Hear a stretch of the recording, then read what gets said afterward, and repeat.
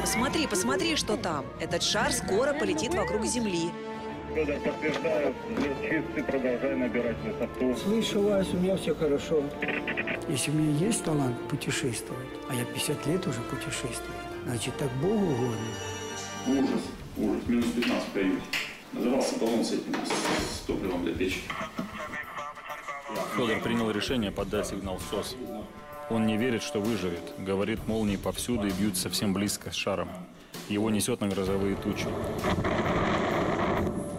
Потом, когда я пошел к Антарктиде, чтобы обойти грозовой фронт, мне все говорят, тяни, тяни, еще надо часа 2. Не спать, не отвлекаться. Очень узкий коридор, узкий это 100 метров. Он должен был находиться именно вот здесь.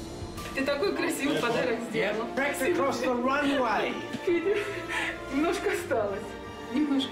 Федор Конюхов, повелитель ветра. Премьера. Все эти рекорды, они копилки нашей страны. Ради этого стоит жить, бороться, стоит доказывать. 7 января на Первом.